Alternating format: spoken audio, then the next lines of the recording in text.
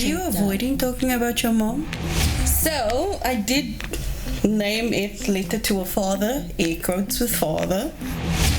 Out of everything I've ever had to write, this has been the most difficult. Like, she was dropping hints that she needed money. Oh. And that's where it shattered for me. Is there anything that you've ever wanted to say to her? Would you say to her? Make me cry. Welcome to Let's Talk Daddy. I'm your daddy's girl, Tavia. And I'm Ash, the girl with daddy issues. We're gonna find that out today, aren't we? Together, we share real, Raw, and relatable crime topics. Today, we are diving into another serious. I mean, they're all serious, I guess. I guess this is like free therapy, I guess. Yeah, it's like therapy for us. That's actually... Not all of us can afford it, though. Don't give me shade. No, I wasn't. I genuinely wasn't being shady. Today we are diving into healing parental wounds, forgiveness. Say it with me. Forgiveness. Resentment and acceptance.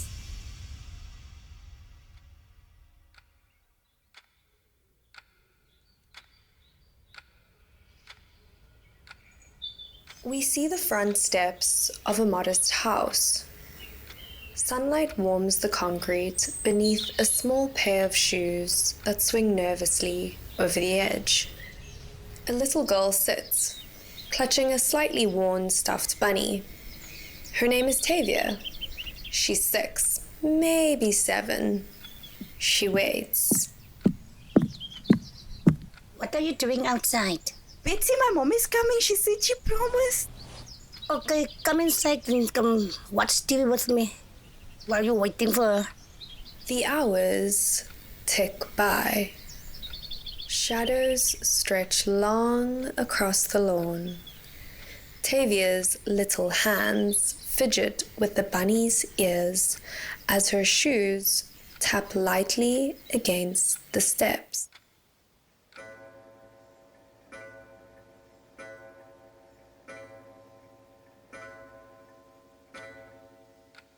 Betsy, what time is it? Is she almost here? It's almost past 3. Come in. Then I make us fish fingers. No, Betsy, I'm gonna wait. My mommy promised this time she's gonna come. Another hour passes. Then another. The driveway, empty. The street, quiet. Eventually, the small figure on the steps slumps.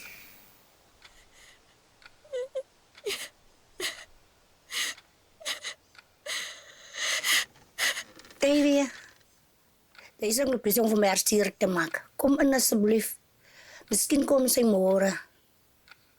Want ik voel ook nog hartstikke hoor jou. En dan doe ik het lief voor jou dan.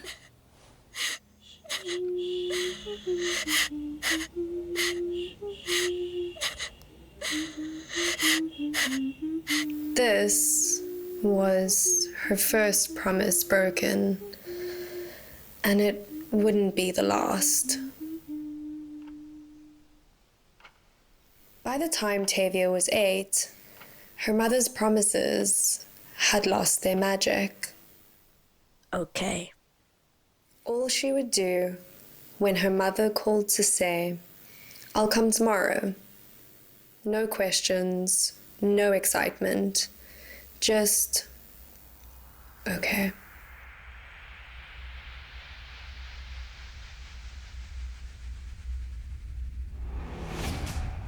I think we're getting very personal. I mean, How personal? Personal? Even more personal. Like talking about parental wounds. I don't think I'm ready, man. I don't think I have a lot of... You did say with the last episode you want to cry, so... I didn't Here's say your I want to opportunity. I didn't say I want to. Oh yeah, my turn. Yes. Yeah. Okay, I didn't mean that actually. Not so soon. Cue waterworks. Not the serious cry, not an ugly cry. Oh my goodness, we're talking about forgiveness and resentment, acceptance and self-growth. So we're just talking about the work we've done, Ash and I, separately in our time, with our father's choices and how that has shaped Not us. just fathers, actually. Parental, like fathers or mothers. I think in this, like what I'm referring to, it's more like our father's choices, our father leaving or our father staying, like Okay. how we dealt with that and how it Are shaped you us. avoiding talking about your mom? We'll get there eventually. It isn't about me. Oh, okay. No, it's so convenient how it isn't about me. Yeah, so seeing that we're talking about work that we put into healing from our parental wounds, I think everyone knows by now, my parental wounds that I would be healing from would be Vincent. And for the longest time, I didn't go for any sort of professional help. I only started counseling this year, I think in Feb. Yeah, in Feb. In Feb, I started counseling, and I didn't actually start counseling for daddy issues, but I knew eventually I was going to get into that. But what prompted it was me dealing with a lot of new changes, so new job, starting to study, feeling under pressure, also with my relationship at the time. That was what was prompting me to start counseling. I think I remember when you told me, and I think it was also one of the things, I mean, you can correct me, it's you. I think it was also your sexuality and There we go. exploring that as well, and how to explore that in a right way, or how to start. I think you needed some guidance on the starting point on all those aspects of your life. Exactly. Yeah. But then eventually the big daddy I think session. that's the core of it, because even when I went to therapy, you think you start with one thing, but then it leads to something else. they know. I'm telling you, when I used to go to therapy, I always knew that I wanted to go to therapy. I knew that when I had the time, because in the community I didn't necessarily have the time. And I had the money, and I literally got that before I got retrenched. I had the time and the money, and I went. I was never opposed to it. I was saying but I always knew I was going, and I went, and I think my therapist did ask me at the time, and I'm like, I just always knew I wanted to go. There was things I want to be better at, and I think therapy would have helped me, and I think she liked that, because it was nice to hear that I've always planned to do it, and I honored that plan. I think the step to going is one of the biggest steps you can ever make, but you think this, you gaslight yourself. Yeah. This is why I'm going. And then she's like, why don't you talk to your mom? You're like, I don't pay you that well. And then you're like, no, but we're not here for that. Yeah. And she always circles back to it. Yes. But it's nice that you're just talking to someone that's not a family member, that's not a friend, that won't judge you. Yes. That's what makes. I think that is the thing, because like for me with my first session, as soon as I stepped in, I immediately started crying. Barely said hello. Really? Yes, I barely said hello, and I was just chunking like for a good minute. I see that for you. You put up a great. Maybe that's what it is. You put up such you always had this wall up. Yeah, and then I think that was the moment you were shocked. Yeah, I think it was because like I'm in a space where she's not gonna judge me, cause she's You not felt gonna judge safe. me. Was it because you felt I safe? think that was it. There's that safety, and I was able to let go. But I think also leading up to that, there was a lot of built up emotions, and I just felt clogged. Mentally and emotionally. A lot of sudden changes. Yes. Quick changes. Exactly. And then getting to that, it was just like, Yeah. You unpopped the bottle or whatever and water works. Yeah. But so eventually when it got to, I don't know, I don't recall how exactly we got to the conversation of Vincent, but eventually we did, and that's where I learned about experiencing rejection as a kid already, you know? And then one of the exercises she said was, okay, let's do the empty chair exercise where, yeah, so she said you can do it with the empty chair. You just pretend that he's there and you say all the things that you have always been wanting to say. Because the other thing also that I told is that there's so much that I want to say, but I don't know how to start it. And then she's like, okay, let's do the empty chair. If not that, practice on me. Do it with me.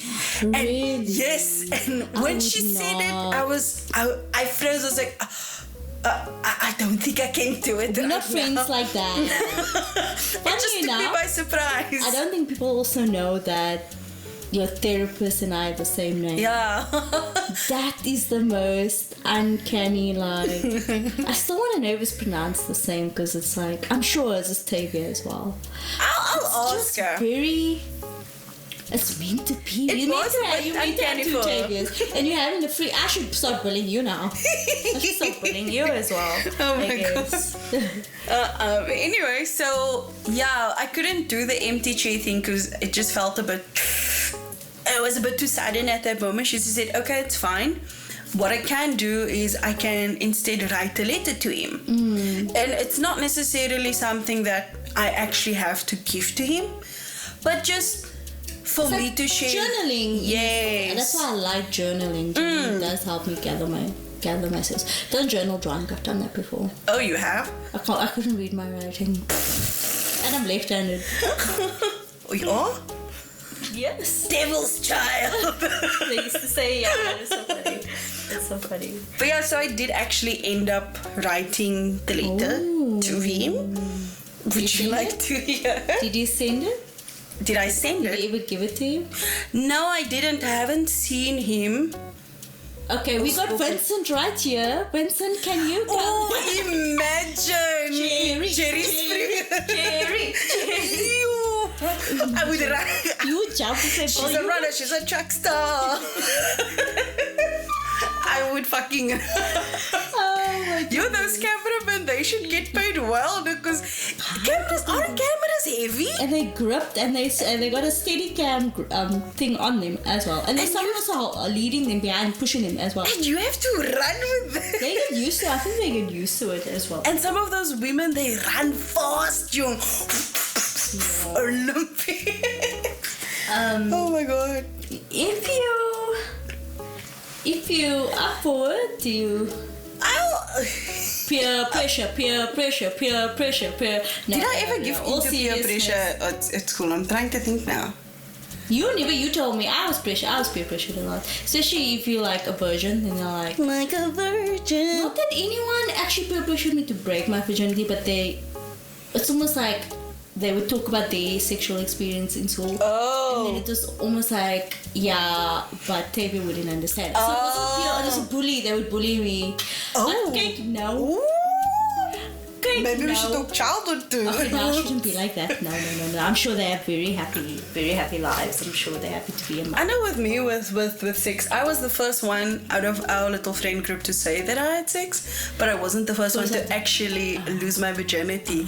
Our other friend, she lost her virginity way before, but then she only revealed after I revealed. And they were like, what? How? We were all shocked. Oh, Mom. But if you are up for it, you can. Okay. You've twisted my arm. Someone start to cry. People's gonna be like, Tavia, you are so insensitive. You are so insensitive. You can't say that. Maybe they would be onto something then. I can say that. I started my own podcast. Start your own podcast. Okay. Seriously. So I did name it Letter to a Father. Air quotes with father. You still have time for the air quotes. Bitch, I'm a writer. Maybe this is bad writing, but again, this isn't to be poetic. This I was think just. you hyped yourself up there now. I did, yes.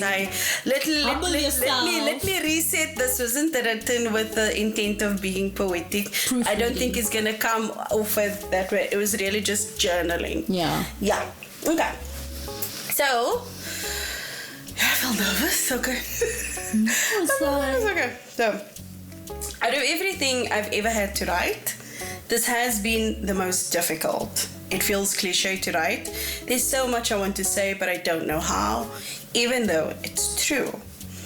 With all these emotions, the anger and resentment, annoyance, frustration, and irritation, the most prominent is disappointment. I'm disappointed that you aren't who I thought you were, and that you're no longer the person I looked up to and wanted to become. It sounds childish, but you are my hero. And it pains me that you're so far removed from the hero you used to be. But with this, I think the reality is that I just started seeing you for who you truly are, without the eyes of a child. I'm disappointed that I will never be good enough for you unless it benefits you. That you cannot see the value of who I am, or beyond the title of your daughter, who has an endless wallet for you to stick your fingers in. I'm disappointed that with so many opportunities to be an actual parent, you have failed at each of them. That you continue to go through the cycle of bringing kids into the world that you have no real intention of raising. That you continue the cycle of only relevant until with each one. And you will never see the error in your ways, no matter how many times you make the same mistakes, without seeing any change in them. I'm disappointed that even at half a century, you're still making the decisions of someone in their teens. There was a point in your life where you had everything one could want to be considered settled or successful, and you threw it all away. And since then, you've decayed to the point where you are a shell of your former self. You put shame on the man you were. People evolve, but you did the opposite. I'm disappointed that I still hope that you will change, that if you were to read this letter, it probably wouldn't affect you. You'd scoff it off or use the tired excuse of your religion or something stupid like that. But most importantly, I'm disappointed that you never lived up to the title of a father. Even after becoming an adult and seeing you for who you really are, that was who you always were. And the man I thought you were, he never existed.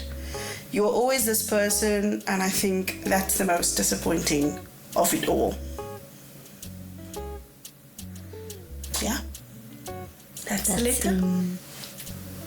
I didn't cry. It's you were always, I think it was you still acting like a teenager.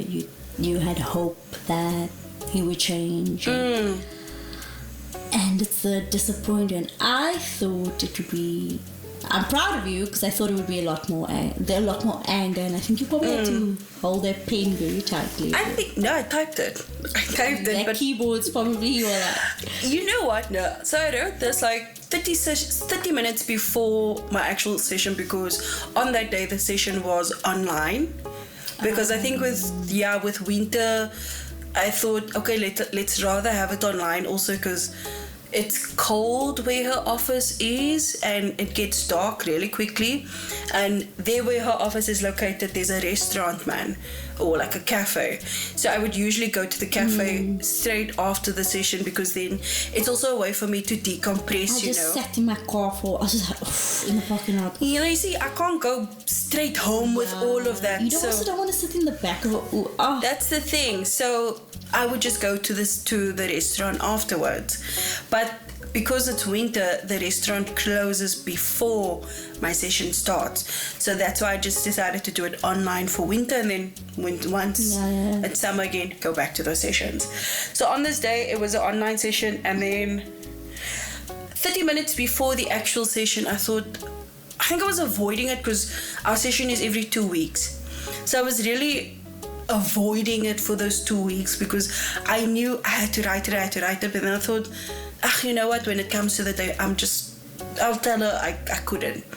And so then, you were already making an excuse. Oh yes, I was making those excuses. That's acceptable because it's not, a lot of people haven't, it's not easy it is to write a letter.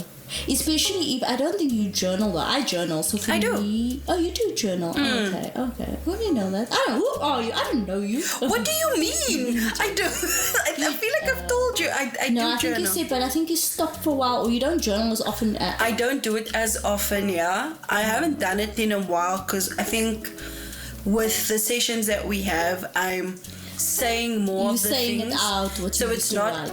Yeah, if something's really stuck in my head, Oh, I see. then I'll journal. But with these sessions, those thoughts aren't internal anymore. So because there's an outlet for them, I don't journal as much. But then again, she's also not my journal personified, you know. Yeah. But yeah, so I wrote it 30 minutes before the session, and once I started writing it, I think once I wrote that I'm disappointed, that's when it's just like, you know? Yeah. Where everything just came out.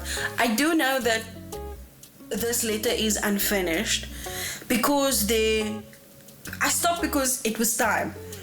Oh, no. Yes. Okay. Yes, I stopped because it was Yeah. time. And I know there is more that I want to say. I think at some point I do actually want to give this letter to him. How he takes it is his thing. But I've slowly come to the point where I've accepted that he's not gonna change. How? That's good. That's good. What if you give the letter Yeah. and he doesn't say anything? How would you actually feel, honestly? Or what if he gives it and it's not the, oh, I'm sorry, but it's more like, who are you to tell me? So, if he doesn't say anything, I'll choose to take that as him reflecting Well, how would you internally. feel? That's what If I- he's reflecting internally, then I guess that's good, you know. But I can't also dictate how he's going to react. He's entitled to feel how he feels, whether that is betrayed or anger or whatever it is. He's entitled to feel how he feels. I think with also for someone like him to, not just him, but for any parent to accept something like this from their child, that takes a lot of pride for you to admit, you know. I'd be very happy if my mom or my dad be like, you know, you're right, but I also know it's like it's hard. It's like, you don't know what I've done Exactly. for you. How dare you say? And I get it. It's your ego. It's ego coming forward. You're gonna have to put your ego aside to accept it. Actually are willing to accept you will accept any answer because it's on him essentially. It's and on not- him at the end of the day. I can't tell him how to feel. If he's angry, that's his anger to deal with. That's his own personal journey. But I've done my part. Maybe I'm selfish like that. You know, I did my part. It's no longer my problem. You know, now it's for you to deal I with. think I would still have that hope. So, what would you say to your mom? I never wrote my mother a letter. I do journal a lot about it, and that's very good. I did write a strongly worded read or text many years ago, but it's such a blur because I was also on like antidepressants and birth control, and my memory of that period is like so blurry. I just sent her a message and I just snapped, and I can't even remember what the context was, but I know it was like, I know one of my resentment was, you don't have any decency, like daddy has been struggling, like you don't know what we have been through as a family. What daddy has done for us, and it's not easy, and you won't even, he never paid for things. She did nothing. No emotional support, no financial support. No support at all. Like if she came to visit once, I'll never forget it. And that's where maybe we're talking about resentment here, and that's one of my resentment. That's where I was like, because my dad was always my hero until that pedestal fell. But my mom was always the villain. Yeah. Because she came once and I hardly saw her. When I did, she came. It was for her selfish reasons. She needed money, she needed food or whatever. So she would come and she would talk and spend time. I'm sure obviously she missed us. Like she did miss us. Like she would say that she missed us and we would talk. But you just know that your reason here is because you're destitute. Your second reason is because you get to see your children. You know. Oh, so it's almost like soft launching. She would only come if she needed something. Yeah. So at least to me, that's what I've seen in my perspective. Yes. Maybe if my mother was sitting here, my therapist did say, maybe one day we can bring your mother in here. I'm like, I'm not staying in. I'm not even driving her to this therapist. But so then my dad would give me like 10 rand, and it was, even to get an allowance was like, that's a lot actually. I used to get 2 rand in high school. I think it was a 10 rand, but I would still save my money at the time. Yeah. My sister, my brother would call me something, but I'm not allowed to say that. It's very, the stereotype, very inappropriate. And she had said, she needs a little. Like she was dropping hints that she needed money. Okay. And I felt so bad. She was like, I need bread. I need money for bread. My mother never worked a day in her life. She will say that she has, but my daddy has had recently told me that your mother never worked. Ever? She probably worked once. She said she did work with my grandfather, her dad, my grandfather, in a restaurant for a period, but that's about it. So I don't know who's telling the truth. I don't know. But my daddy also has no reason. Yeah. I was just saying, he has no reason to lie, and you've said about something like that. Yeah. It's kind of weird. And then I was like, you can take my 10 rand. That you saved. And I gave him my pocket money. And thinking back now, a kid shouldn't be in a situation to give their mother or their parent their pocket money. It should be the other way around. Yes. So I gave it. Right, so I'm like, my mother can like buy something to eat or whatever. I don't know what the situation was. Clearly it was bad if it was like she's not working, she doesn't even have a loaf of bread. Clearly it was bad. And then I overheard her ask my dad for money. She's like, I don't have any money. Just the same story. And that's where it shattered for me. Where it was like, you are not a nice person. I trusted you. And my therapist said like that. So you trusted her, you thought she was being honest, but she was telling the same story to your dad. She overheard it. My daddy didn't know. I don't think my daddy even knows now that I gave my pocket money to her. She did visit once and my daddy wasn't there. And then my uncle heard about it and he was like, you can only visit when my dad is there. And I think looking back now I understand, because she would try and she's like, can you give me this? So it's kind of like, could you give me that? But she would clean the house, so it's almost like in terms of payment to clean I clean the house, but I'm like, isn't that what mothers do? But anyway. Is it also so that she take things? She wouldn't take things. She wouldn't actually take things. My mother wouldn't take things, but it's more like, I really need sugar. Like an example. Does she live far? She lives far now. Okay. She lives in Delft. Oh. But I didn't know at the time, because she was moving around a lot. But that moment of hers where that resentment came in, I was like, you asking this, do you know how poor we are at this time? Like, do you know how daddy, like, I was so protective at that moment. In my head I was like, how can you I could hear in my dad's voice like he's just he's broken, he's exhausted. And you can hear like, do you have money for me? And it's almost like not helping, not even helping to pick us up from school. If you're not working, don't you have the time to do that? You know, it was that for me. It was still deep-seated resentment, and she still kind of does that in a sense. You know, it's just a different way now. But I think my dad's just had enough of that now, I think. But he's always gonna, like I said in the other episode, that's just my dad's value. He's always gonna, and I think there's not a lot of men have that values anymore, men growing up. I don't know, but I don't see it where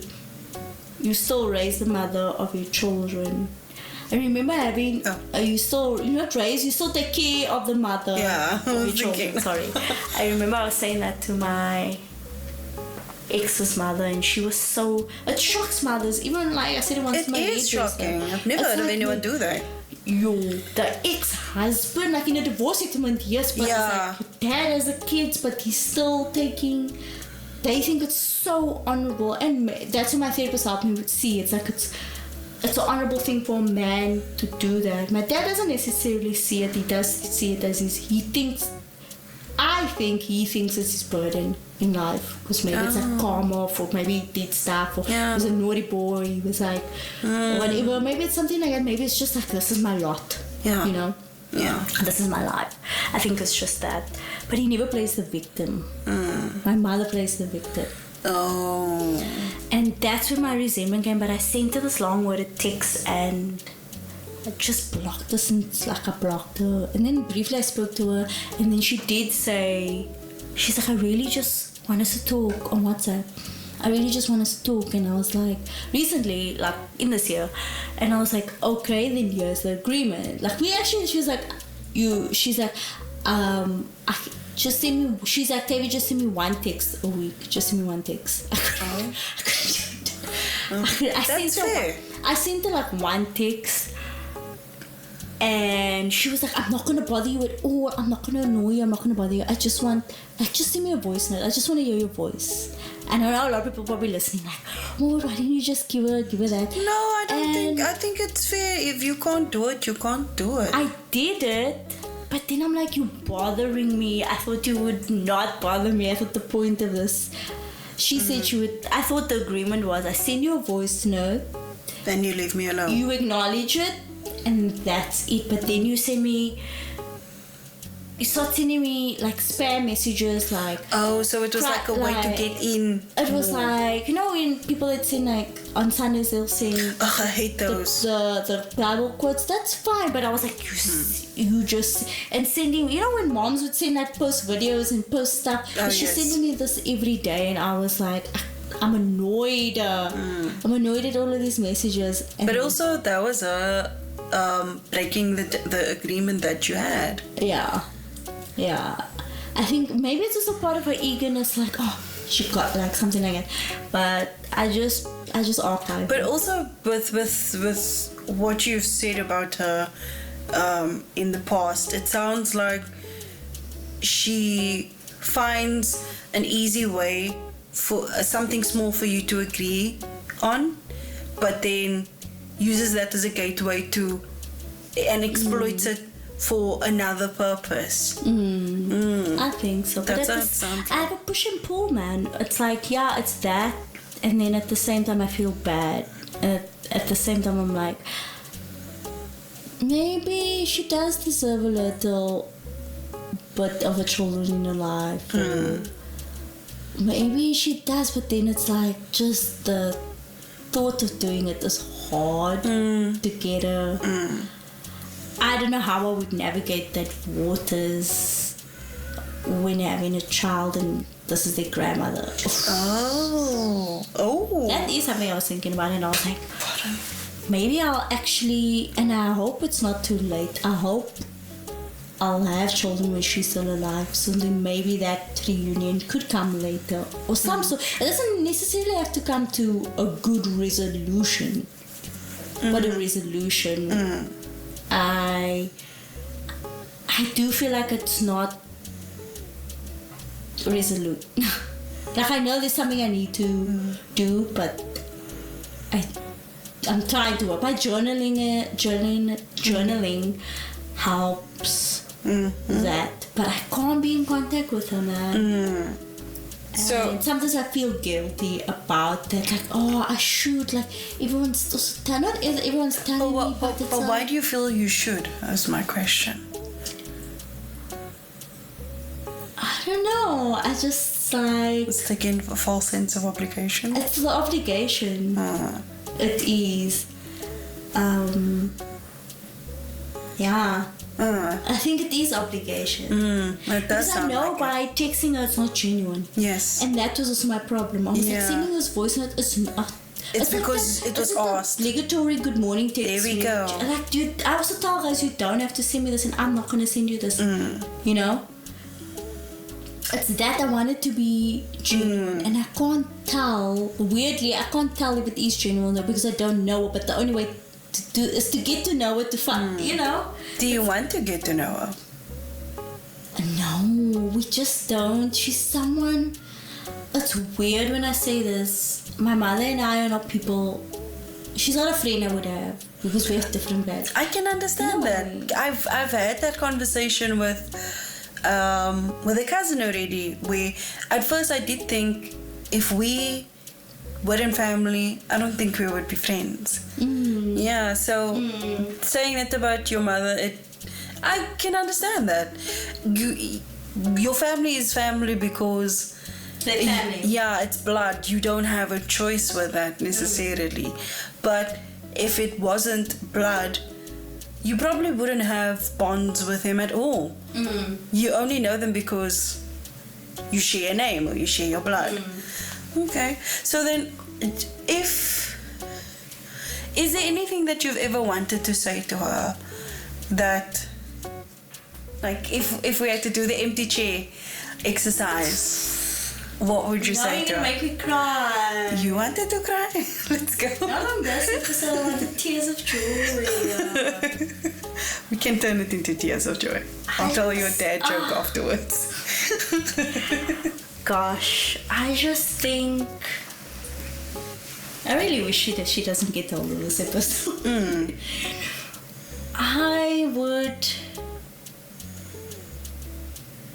would just be like, just leave daddy alone.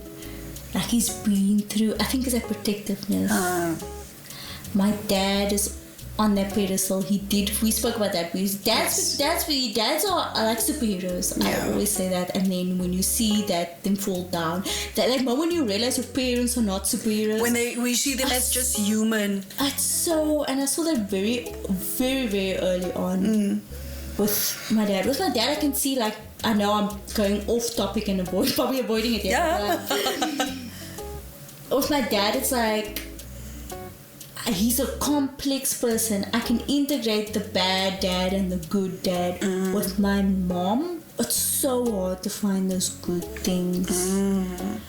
My mom is the villain. I can't think of a good thing, but I can appreciate the time when I was living with her. She would wash my clothes, she would iron it, she would cook, she would make up my bed. It was so foreign. I was telling colleagues at work, I'm like, you don't understand how foreign this is for me, because I'm not doing it, and then I feel guilty because I'm used to coming home to cook, clean, iron my clothes, do whatever. But someone's thinking, I don't. It's weird, but then I got into it. It was and an I adjustment. And I appreciate it, and I think she needed that therapy. She needed to do it for a child. And maybe she did do it for my sister and my brother when they were toddlers, like stuff like that. I think with me, she didn't, you know. But it's still like, if what I would say to her is like, just leave daddy alone. He has done so much for you. And I'm not saying that you don't appreciate it. There were moments where she did, and her partner did appreciate it, and they did, like, buy him a gift, buy him a Christmas gift, buy him things. But then you still go back and ask for money. You still go back and ask for, like, things, man. And I was like, he could never come to you for support.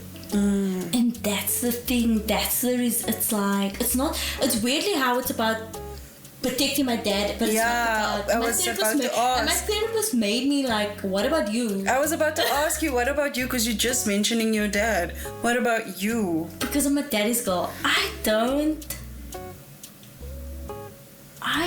know. I wish you were there doing the things that you did when I stayed with you briefly.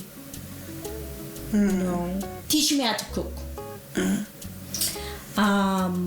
I wish you were the first person I told when I got my period. I wish you were the first person I took who took me to get my bra. My grandmother took me.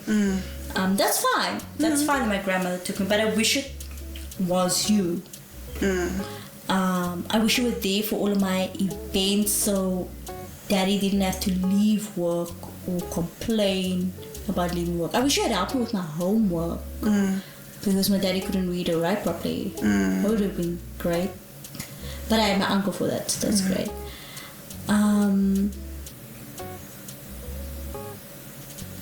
Yeah, I wish you were there so that I could be comfortable being a woman very early on.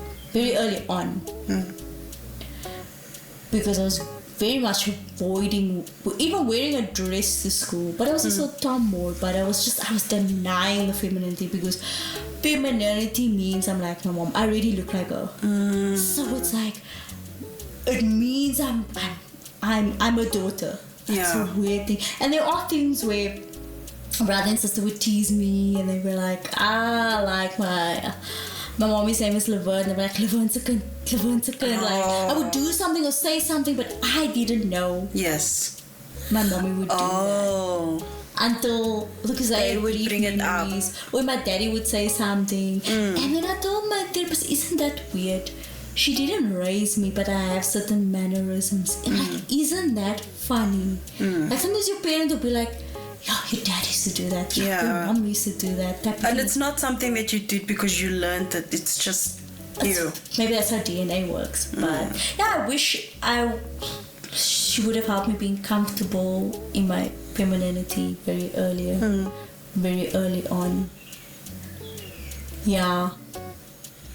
I noticed that with each thing that... Ooh, I feel like I'm a therapist now. But I noticed that with Not each... you doing Tavia. Tavia. I noticed that with each thing that you said, there was always someone in the family who's like, oh, but they did it.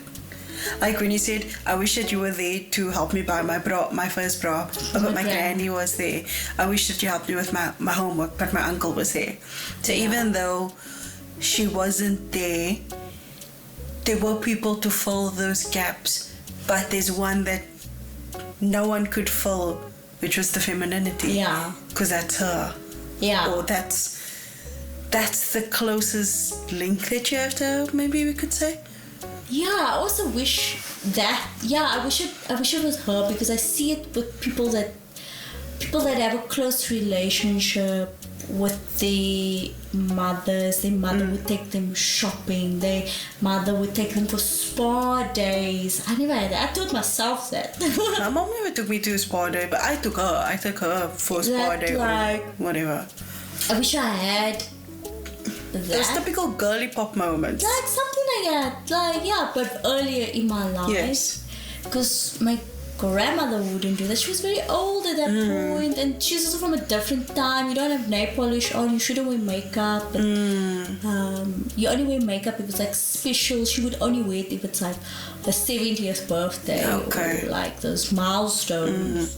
So I wish I had that early on with her. But I, like you said, I'm extremely grateful.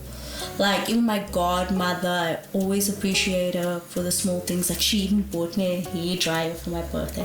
She was down the road from me, and I really wanted to blow my hair. You know, like you see, that's an example. And I was like, oh, because usually mom, it's your birthday and you just want to do it. My dad's car was broken. He was fixing his car, so we couldn't go. He was in the garage. So then I texted my auntie and I was like, can I use your hair dry? I was so, you know how long it took me to send that text? Because I didn't want to ask her. And a couple of hours later, she was outside. Basically, my godparents as well. Her husband was also there. My uncle. And they were like, are we outside? And then I walked past, I had to go to the garage, open through the garage, and I walked past my daddy. I'm like, Auntie, is it Auntie so-and-so is here? And I opened the gate, and she's like, here's a hairdryer with a bow on it. Aww. It made my day. I was like, no, I didn't want it to buy me one. Aww. It was such a surprise. I was like, oh, that's sweet. Even my dad was shocked. My daddy was like, you could see it. They're all the best. Ah. They also helped, like they paid for my school fees, they paid for my uniform. So there were people that were helping, but I wish it was. So I'm not saying it was just my dad, my uncle, my grandma. There were people that helped. Your family, it takes a village. Family really, really helped. And It really took a village, but there are some things that... It should have been her. It should have been on them. There we go. You know, she should have been taking from him. She should have been easing that. She should have co-parent. She didn't co-parent. Yeah. You know. So I am grateful for that. So how do we heal from these parental wounds? Because they've clearly had an impact on us. And like with what you were saying, she should have been there, but there were people to help with that. But for those of us that don't necessarily have those people, or how do we heal from those wounds? I think be the parent to yourself that you wanted. That's what I had to realize this year. When I was like, I'm gonna be the parent that I wanted. I'm gonna be the mother to my inner child. So that's why I'll take a walk on the promenade. I mean, that's not what the parents would do, but if I'm feeling sad, I would want to take my child for a walk. So I'm like, go take a walk and go read. Mental health walk. Yeah. So then I thought, what would I want my mother to do? So I also tell my friends this. I tell Stephanie and Suzanne. Shout out to Stephanie and Suzanne. But when they're feeling down, I'm like, sit and watch cartoons. Activate that inner child as best with you Fruit can. Loops. Because that with fruit. I wasn't a fruit. Actually, I did like Fruit Loops. And activate that inner child. And I think it starts with that. I think it also starts with acceptance. That you can't go, like you said in one of the episodes, you can't go back. You know, I can't go back. I can't be, as much as I'm upset with her not doing her part, and maybe she wasn't capable, maybe she just wasn't capable of doing it. You know, maybe Vincent was just, something in them was just, and we don't know, we're not them. And I think that's something we need to also accept about, it's like that we need to accept that about them. And we need to accept that I'm losing my train of thought, but healing only starts with acceptance, with not constantly looking back. That's my problem also, because there are times where I'm just like, when I hear my dad on the phone with him, I'm like, just don't answer the call, because sometimes he'll get upset, he'll grumpy about something, he'll complain something about she said or whatever, and then it takes me, that's why I just say nothing. I say nothing, and he won't talk to me about it. He just talks to my sister about it. I want nothing to do with it anymore. I want absolutely nothing, because I keep telling him, stop entertaining, stop enabling. But he has now actually. No. I think for me,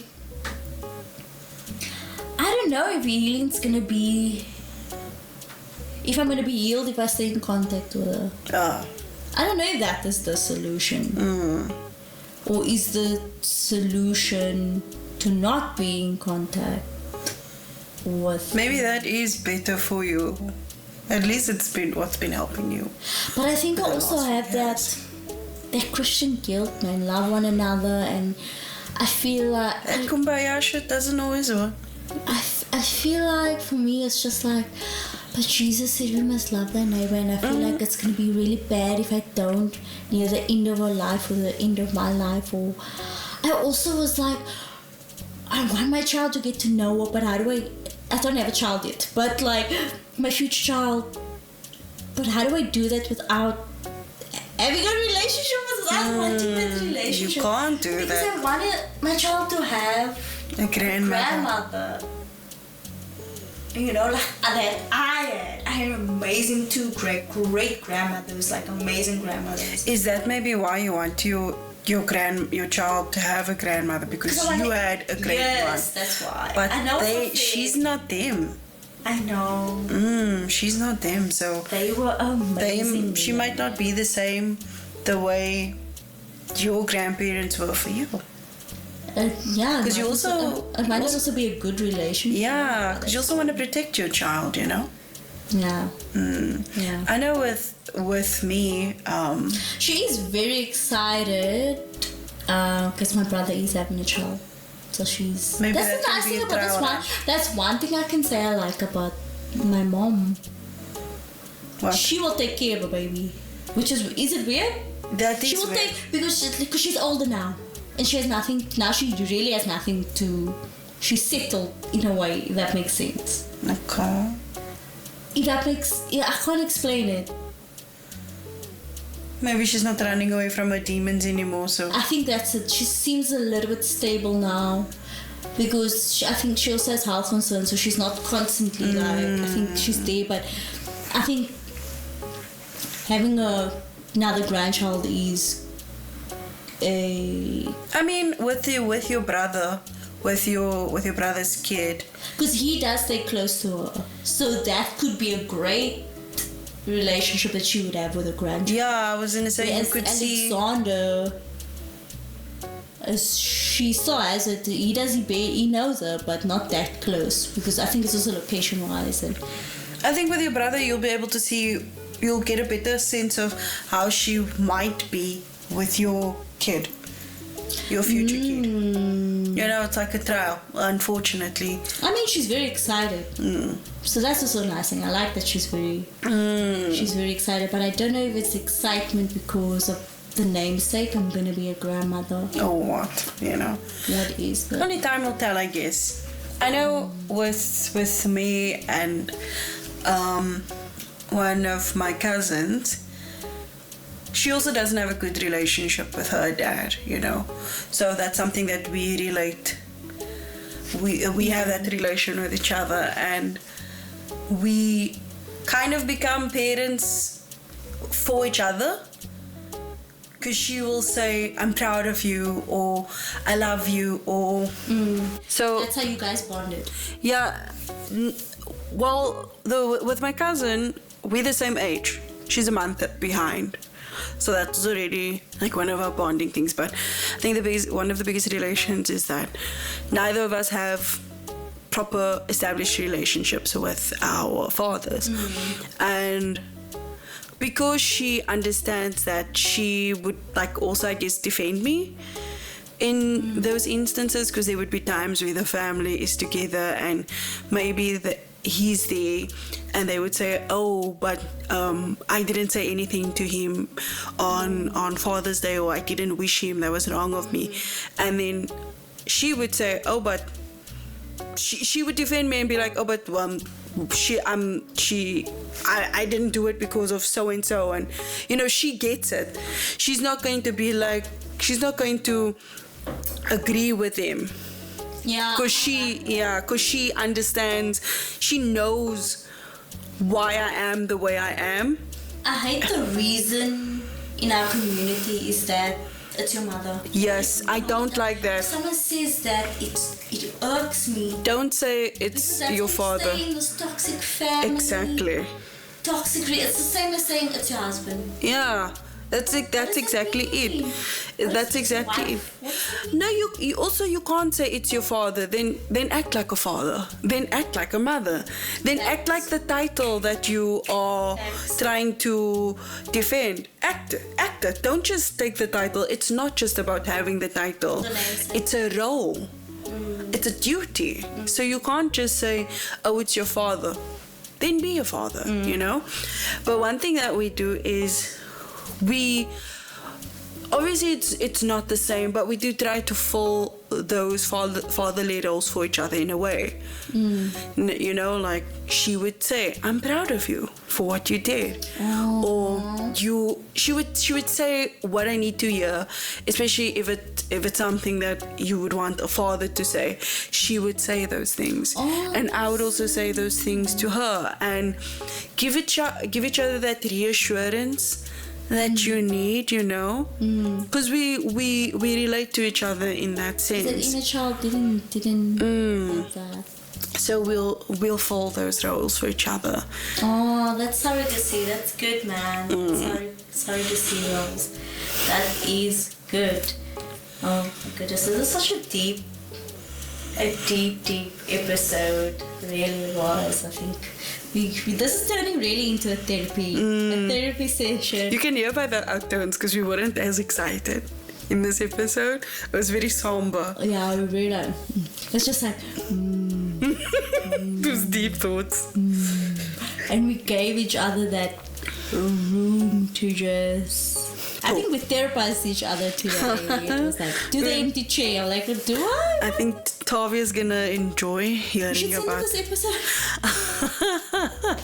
Oh, She's gonna enjoy it when I bring it up because she knows about the podcast. oh yes. Yeah, she knows because I told her. Because you were talking about the photo shoot. Guys, let us know Yes. what you. I know we're going into a very happy tone here, but do let us know what you think of the photo shoot that we did. We put a lot of work into that photo shoot. And shout out to Triple Eight. 8 Productions, to Sean. We're always grateful to Sean and Fawaz and Nurda and Jadine and everyone that was involved. It was A small but dynamic team. small but dynamic. I think that should be the slogan of Triple. You're giving them a slogan. Even Sean a slogan for his company. Check out Triple A Productions as well on Instagram. Go check out their photo shoots. Yeah, I guess that leads us into our Daddy takeaway, where we talk about we give a funny quote or Lesson learned. a lesson learned or any advice. Should I start? Do you want to start? I can start. I'll say what I've taken from this is healing is a journey, man. It's a process, you know. Just obviously always go for therapy if you can afford it, but unfortunately not everyone can afford it. Take those promenade walks. Maybe I'll catch you there. Take the mental health walk or start simple by Meditate. just writing. Write it down. You don't have to be a poet. You don't have to worry about spelling or anything, but just write down those thoughts. You can write down a letter. You can write down your goal. Just write. Or do an empty chair process. Or do the empty chair. It really helps just to, because when it's still in your head, it festers, and I feel like you don't move on from it because it's still there. So writing it down or verbalizing it, it gets out of does. you, and with that release, Yeah. you release the emotions also. I'm not saying it's gonna fully heal you, but it's a start, you know. I think you also don't want it to fester because it does come out in other ways at work. Yes. With a partner, with a family member, with a child, you know. So don't let it fester. For me, yeah, I agree with that. I should take the promenade walks, promenade run. I'm attempting that. Winter bin I run. I say that, winter bin I run. Pilates, I'm gonna advocate for that. Meditation or prayer or read your Bible, whatever your faith is, or just do something that will help ease that fester.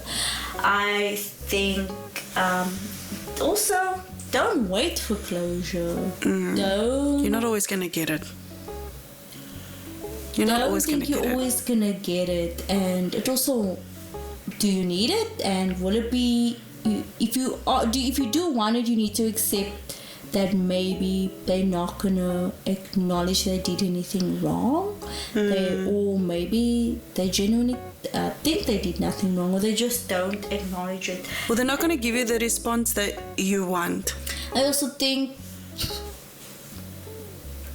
you shouldn't expect closure from someone else first. You should expect it within yourself. Does that make sense? Yeah, that does.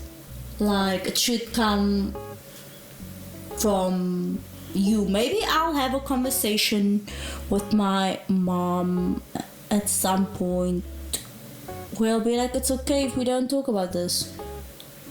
You know? Maybe I'll have that. I don't know. But that's my... Yeah, it's the Your same as daddy yours. takeaway.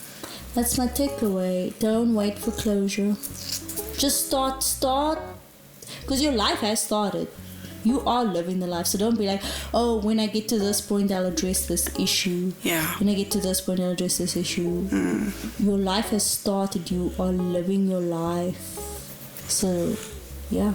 So do something. Do something about it. Yeah, and that is our daddy takeaway. That is our wrap on episode 6, Healing Parental Wounds, Forgiveness, Resentment, and Acceptance. And if you want to share, you can go and share with anything. What was your takeaway on this episode? Did you do the empty chair exercise? Did you actually sit down and talk to your parent or the parental figure you had an issue with, and how did that turn out? We are not therapists, but we're just saying, if you do want to talk about Share your stories. You're welcome to share. You're welcome to share the stories. We are open to it, and I'm sure there's other people around the world that feels the same way. Maybe just need that space, and we do welcome that. We really do. So, guys, that is our wrap on episode 6. So don't forget to follow us on all social medias. Where can they find us, Ash? You can find us on Insta and X at Let's Talk Daddy. And stay tuned for our next episode. The next episode is going to be about... Don't put me on the spot. About what? What do you mean? Not really. About the next episode. Yeah. It's sugar daddies and blessers. So, okay, someone actually pays attention here, unlike me.